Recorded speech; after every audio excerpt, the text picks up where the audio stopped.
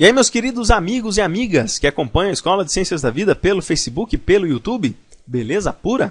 Na nossa 13ª aula do curso de Imunologia, vamos olhar um pouquinho a parte da recombinação somática dos genes dos receptores de antígenos, seja do linfócito T, seja do linfócito B, que são, respectivamente, as imunoglobulinas, anticorpos, e o TCR.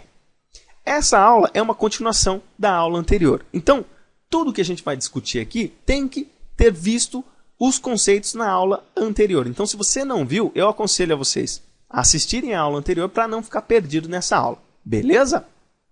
Então, especificamente falando, nessa aula, nós iremos dar uma olhadinha nos conceitos gerais que nós precisamos saber para entender essa parte de recombinação somática dos genes dos receptores de antígenos, seja do linfócito B, seja do linfócito T, e vou mostrar de que maneira isso acontece, que é a recombinação dos segmentos gênicos V, D e J, coisa que nós vimos na aula anterior. Por isso que você tem que assistir a aula anterior para conseguir entender essa aula.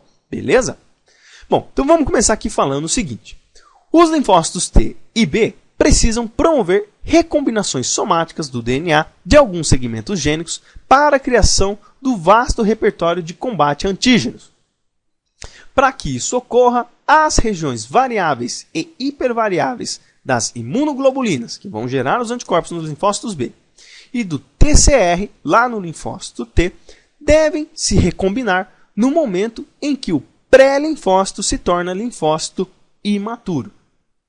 Então, o que eu acabei de dizer para vocês, a gente já viu aí nas aulas passadas, para entender por que as imunoglobulinas, os anticorpos e o receptor de célula T tem uma altíssima capacidade de reconhecer milhares e diversos tipos de antígenos diferentes. Como eu falei para vocês em aulas anteriores, se nós tivéssemos que codificar um gene para cada tipo de antígeno diferente, nós teríamos que ter muito mais genes, quase 100 vezes mais genes do que nós temos normalmente. Só que isso não acontece, por decorrência de que essa grande variabilidade de reconhecimento antigênico é por decorrência do nosso DNA, dos nossos linfócitos B e T, lá nos loci da IG e do TCR, sofrerem uma recombinação somática de segmentos variáveis e hipervariáveis que vão permitir uma enorme variabilidade de reconhecimento de antígenos diferentes. Então, isso que torna todo o processo mais simplificado e não ter que despender muitas sequências para permitir que um antígeno específico seja reconhecido em milhares de outros, tá ok? E para a gente entender essa parte de recombinação, né, a gente tem que entender o que nós chamamos de recombinação do tipo VDJ. Eu vou explicar para vocês já por que o D está entre parênteses.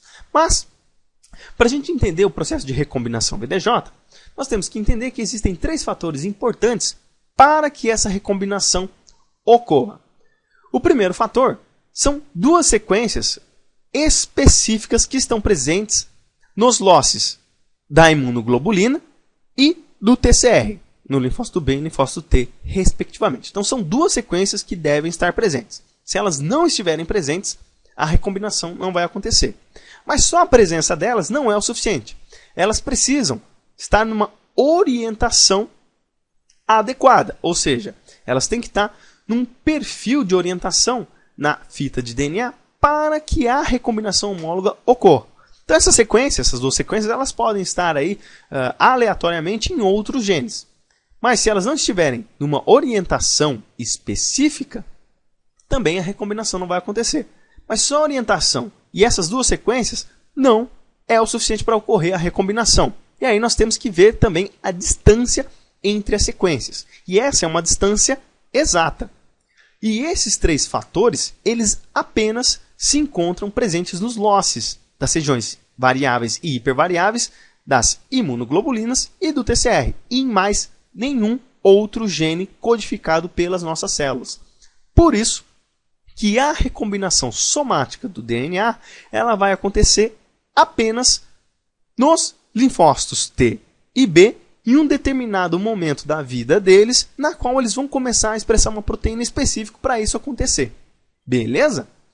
Então, a gente viu que esses 3 fatores são importantes. Vamos dar uma olhadinha, uma condição mais visual para a gente entender. Então, vamos dar uma olhadinha aqui na cadeia leve capa das imunoglobulinas, o que acontece com o loss das imunoglobulinas também acontece com o loss do TCR. Então, é a mesma coisa para os dois. Então, eu vou explicar aqui só da parte do loss das imunoglobulinas, porque a gente pode extrapolar isso para o TCR. Então, vamos dar uma olhadinha na cadeia leve kappa, para a gente entender o que são essas sequências específicas, orientações e distâncias específicas.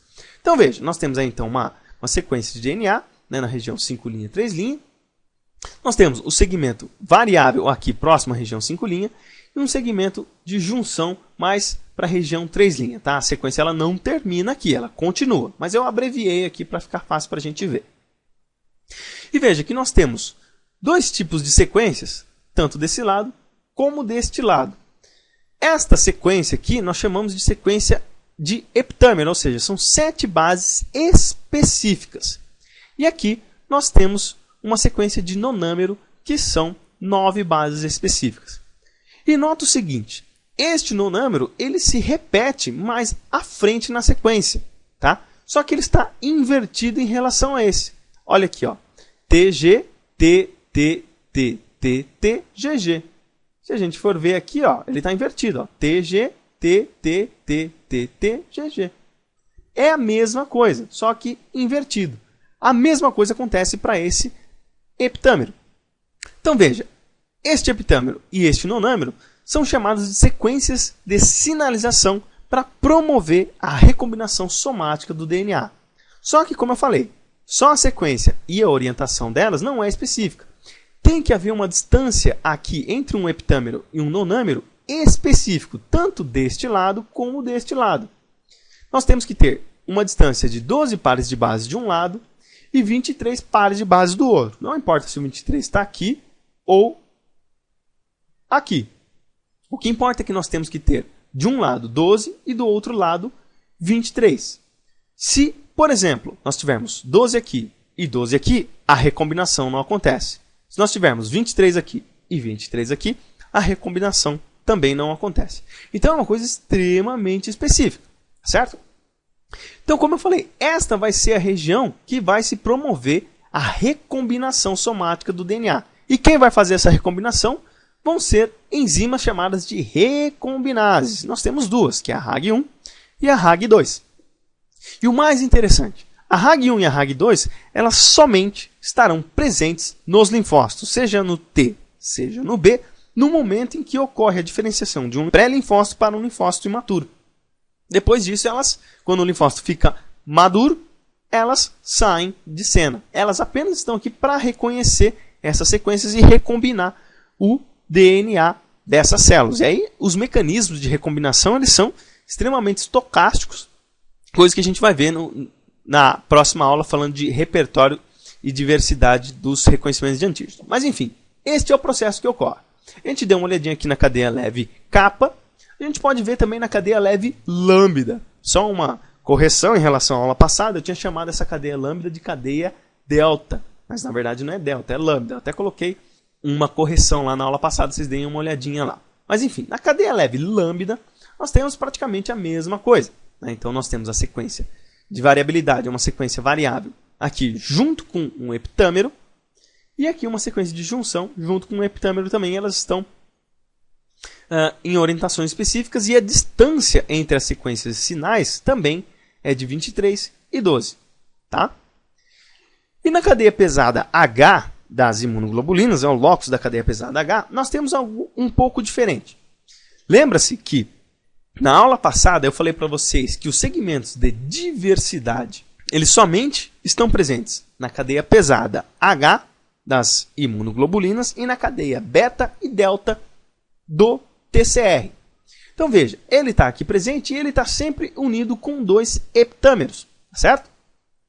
Então ele está unido com 2 heptâmeros e aqui nós temos aqui as distâncias específicas da região de variabilidade, né, e a região juncional, a região de junção. Tá?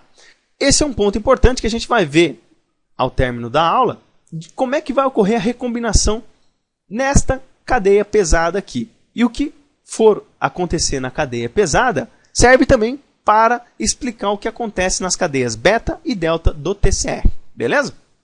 Bom, então vamos entender o mecanismo de como vai ocorrer a recombinação do tipo V Eu não expliquei para vocês, mas eu falei que o D, pelo fato dele estar em parênteses, significa que a recombinação do tipo VDJ somente vai acontecer, como eu falei, na cadeia pesada das imunoglobulinas, do anticorpo, e nas cadeias beta e delta do TCR. Então a recombinação VJ acontece em todos os locos das imunoglobulinas e do TCR, e o VDJ acontece somente na cadeia pesada H das imunoglobulinas e nas cadeias beta e delta do TCR. E esse mecanismo de recombinação do tipo VJ ele acontece de duas formas, que é um mecanismo de eliminação e um mecanismo de inversão. O mecanismo de eliminação ele vai acontecer em sequências sinais que estão em orientações opostas, coisa que a gente viu aí nos slides anteriores.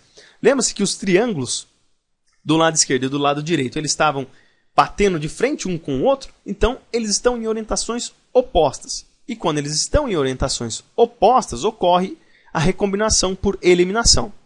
E quando essas sequências estão nas mesmas orientações, não está mostrado, mas eu vou mostrar para vocês já já, todos estão no mesmo sentido, todos os triângulos estão apontando ou para a direita ou para a esquerda, vai acontecer um mecanismo de recombinação do tipo VJ por inversão. Vamos dar uma olhadinha especificamente em cada um deles, então. Então, nós temos aqui o mecanismo de eliminação, a sequência clássica que eu mostrei para vocês, as sequências de sinalização, um heptâmero e um nonâmero, aqui um oposto em relação ao outro, mais à frente na sequência, a distância específica, 12 pares de base e 23 pares de base, eles vão ser unidos aí pela recombinase RAG1 e RAG2.